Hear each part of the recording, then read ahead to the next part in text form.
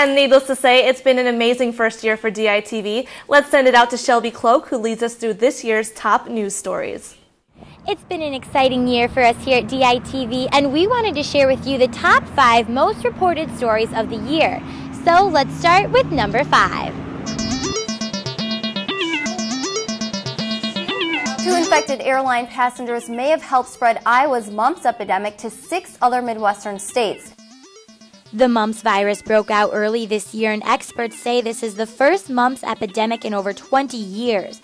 As of last week, around 1,500 cases were confirmed in Iowa, and Johnson County is among the 3rd highest. The UI Hygienics Lab says the ineffectiveness of the vaccine on all strains of the mumps is the primary cause for the outbreak. And the number 4 story of the year was President Skorton announcing he will be leaving the University of Iowa. The controversy arose while deciding who will take over for Skorton in the fall.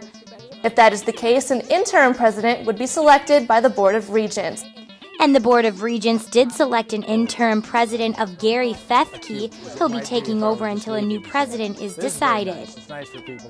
Our 3rd top story of the year was the trial and controversy following the tragic death of 10-year-old Jetsetta Gage.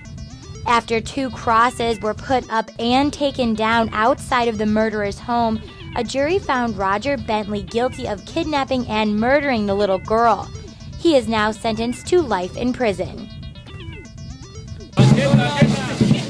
And coming in at number 2 is the immigration debate. This year, thousands of immigrants protested in order to become full American citizens and continue working in the United States. It's really sad that Americans say that immigrants take the jobs away from other Americans, but I don't see many Americans wanting to wash toilets at Walmart or wanting to pick lettuce for very little money. Democratic and Republican leaders are still working on legislation. And our number 1 story of the year was not hard to spot for most people living on the UI campus. Yeah, that's it right there. To the left over there above Schaefer. Oh my God! The F2 tornado ripped through Iowa City April 13th, and DITV was the first news crew on the scene.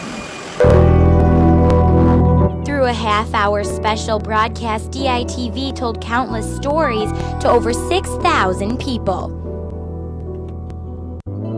These stories have affected everyone here in Iowa City, and we're happy that DITV was your news source. Reporting from Iowa City, I'm Shelby Cloak.